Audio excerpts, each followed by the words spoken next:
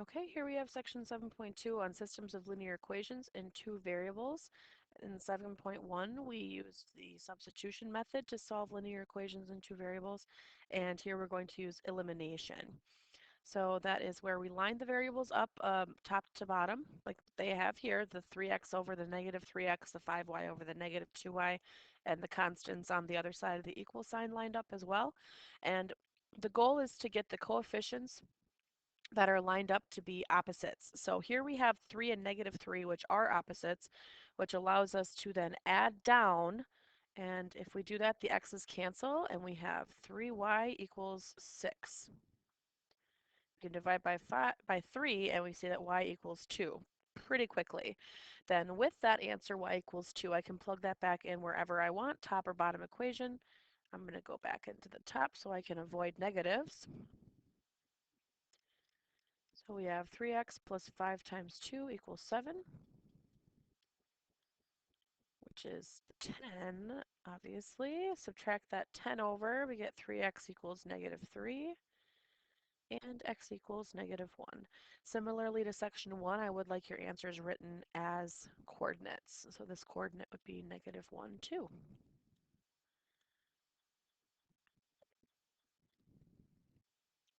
Okay. So this one is also already lined up for us with the x's over the x's, y's over y's, constants over constants, and the coefficients are already set up as well. So this one's perfect. We're just going to add straight down. We get 8x equals 12. So x is equal to 3 halves. Note that we're not always going to have nice answers. I'm going to plug this back into the original. 3 times 3 halves plus 2y equals 4. 9 halves plus 2y equals 4. I subtract the 9 halves from the 4, gives me negative 1 half, and divide by 2, y is negative 1/4. So this just goes to show that you're not always going to get nice answers, but remember the trick that we could always plug these answers back into the original to make sure that we got it right, which is a nice benefit to this type of question. Okay, finally we have a set here that are not already lined up to cancel. They are lined up, x over x, y over y, which is nice, but what I want to do is multiply both sets of equations by a number to make one of the variables cancel. So here I see that the y's are already one positive, one negative. They're already opposites, so I'm going to stick with trying to eliminate the y's first. So I find the least common multiple of the two numbers that are already there. The least common multiple of 3 and 4 is 12. So I'm going to multiply the top equation by 4 and the bottom equation by 3 to get to 12. Everything needs to get multiplied. So this is 20x plus 12y equals 36. 6x minus 12y equals 42. Now that the 12s, the positive 12 and negative 12, are lined up so nicely, add these together, the y's cancel, and I can divide by 26. X is 3. Now that 3, you can plug that in wherever you want. You can plug it back into the ones we already had multiplied by 4 or 3, or you can go all the way back to the original. I tend to go back to the original so that I'm dealing with smaller numbers. I'm going to plug it in right there. You can plug it in either one. It's not wrong if you plugged it in the top instead. Totally, totally fine. Okay, 6 minus 4y equals 4. Subtract the 6. Negative 4y equals negative 2. Divide by negative 4. We get positive 1/2. So 3 1/2 is our coordinate.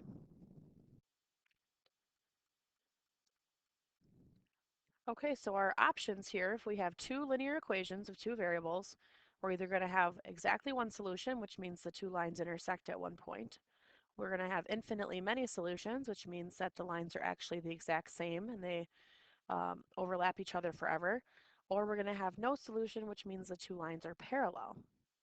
If there is at least one solution, then our system is consistent.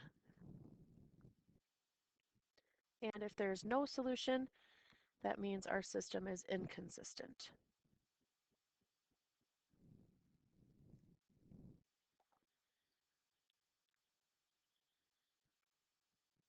Okay, so we're not going to solve all the way. For each system, tell how many solutions each system has and whether it's inconsistent or consistent. So what I'm actually going to do, we could probably go solve them. Since this is relating to, sorry, I'm going to go back here. Since this is relating to being parallel, intersecting at one point, or being the same, another method you can do without actually solving these, we certainly could solve them, but what we could do is get them all rearranged to be in slope-intercept form, and then you can tell right away, depending on what the slopes and y-intercepts are, whether they're going to be parallel, be the same, be different. Um, I think since we're practicing elimination, we're just going to keep going with elimination. So I'm going to multiply the top equation by 2, which would give me 4x minus 6y equals 6. And now that I have the variables lined up with the bottom, the original bottom, and then the new blue one, both variables canceled. I get 0 equals 12. So obviously when I have 0 equals 12, that is inconsistent, no solution. The 0, in fact, is not equal to 12.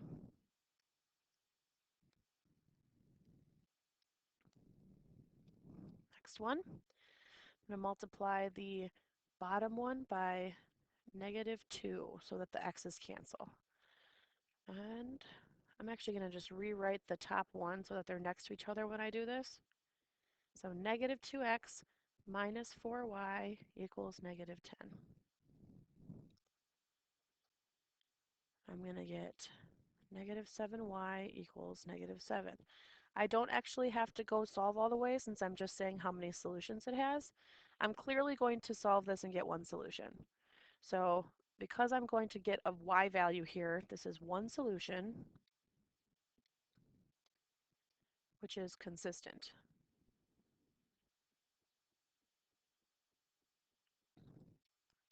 Last one, I'm going to multiply the top one by 2. 4x minus 6y equals 6. And the difference between letter A and letter C here is that, yes, both variables canceled, but so did the constants. When I have 0 equals 0, which I believe is true, this is infinitely many solutions. When I have a true statement at the end like this, and there's no variables left. Infinitely many solutions, which means that this system is consistent. Remember, I did mention that another way of doing this without actually going through and doing elimination like we did would have been to solve all the equations for y to get them in slope-intercept form and compare their slopes and y-intercepts. We could have done that as well. I chose to go ahead and continue with elimination since that's what we were practicing for the section.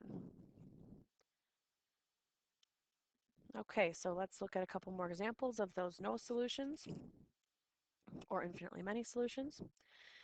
In this case, it's telling us it's no solution, so let's go through and see what that looks like again.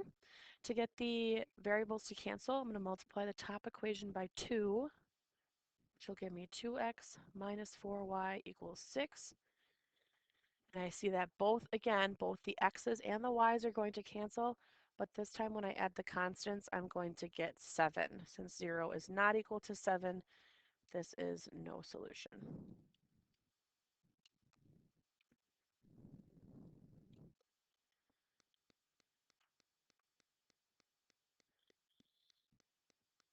In infinitely many case again, I will multiply the top one by, um, let's do -2, so that any of the variables are actually going to cancel if I do that, plus 2y equals -2. everything cancels. So like we saw in that the example with all three different types, 0 equals 0 means infinitely many. We can just do a little shortcut here. Infinitely many solutions.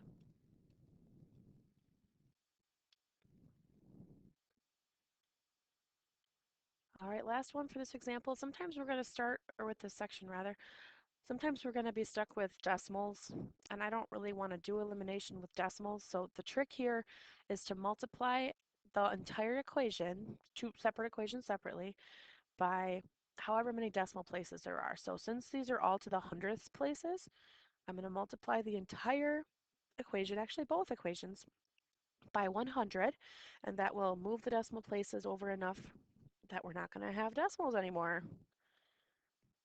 2x minus 5y equals negative 38, and 3x plus 4y equals 104.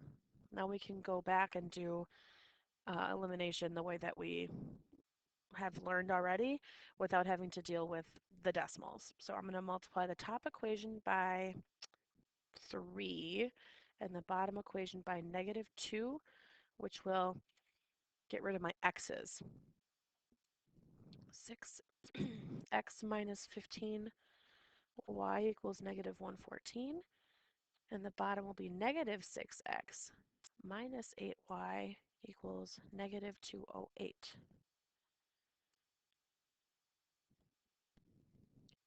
Negative 23y equals negative 322, and divide by negative 23, I will get y equals 14.